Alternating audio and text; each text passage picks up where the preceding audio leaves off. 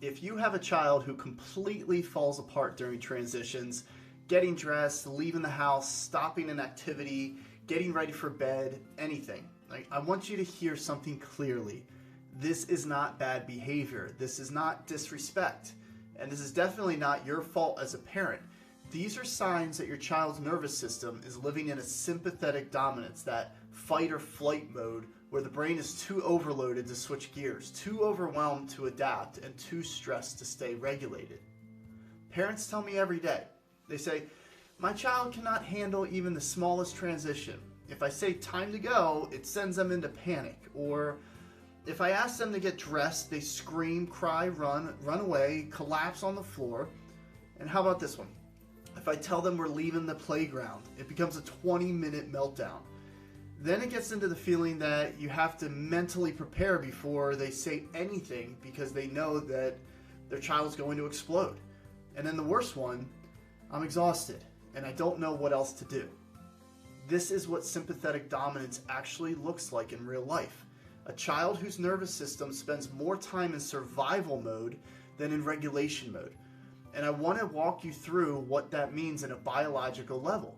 Because once you understand it, your child's behavior becomes less confusing and a lot less personal. When a child is in sympathetic dominance, the brain is operating like there's a threat nearby, even when there's no danger at all.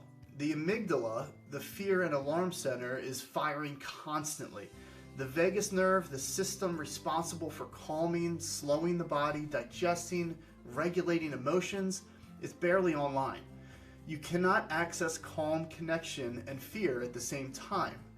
The parasympathetic system and the sympathetic system do not share the steering wheel. When one's driving, the other's shut down. We call that the gas and the brake. So when your child is in fight or flight, they literally cannot think clearly. They cannot transition smoothly. They cannot take direction. They can't be flexible, and they absolutely cannot regulate emotions on command. Their brain is locked into this survival wiring, and transitions feel like too big of a demand on a system that's already overloaded. This is why transitions go so badly. Transitions require cognitive flexibility. They require emotional regulation. They require a sense of safety. A child in sympathetic dominance doesn't have access to any of that. They're living in a body that always is bracing for the next hit of stress. And here's the part many parents don't realize.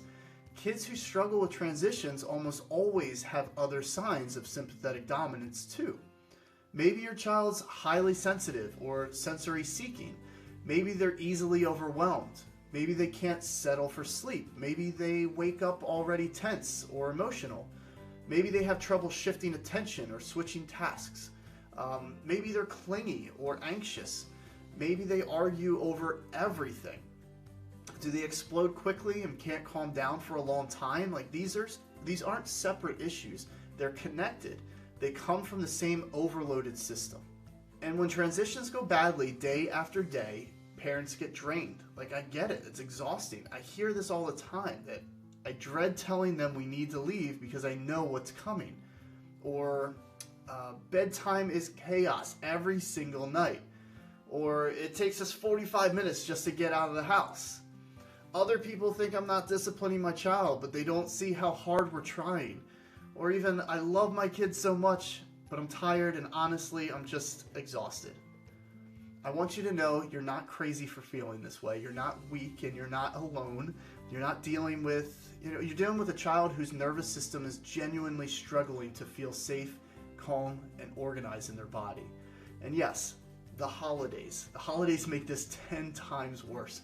More transitions, more unpredictability, more stimulation, more expectations, maybe less sleep, the sugar highs and crashes, the loud houses and family, new environments, family pressure. It's the perfect storm for a child already stuck in fight or flight. But the hopeful part is this: your child does not have to live in sympathetic dominance forever. Their nervous system can be supported. It can be calmed. It can shift back towards parasympathetic regulation, that safe, grounded, connected mode where transitions stop feeling like a threat and start feeling manageable. When we bring the nervous system back into balance, kids become more flexible. They shift gears easier. They handle direction better. The meltdowns lessen. Emotional blow-ups soften. And the transitions stop being a daily battle. If everything I've said sounds like your child, if transitions feel like a crisis, if directions turn into battles, if meltdowns happen fast and long, and they last long, right? If you're exhausted and out of answers, we'd love to check your child's nervous system and see what's going on underneath all of this. You don't have to guess. You don't have to walk on eggshells, and your child doesn't have to stay stuck in survival mode. I'm Dr. Steve Lako with Lako Family Chiropractic, and we're here to help your child feel regulated, safe, and in control again, even when life requires transitions.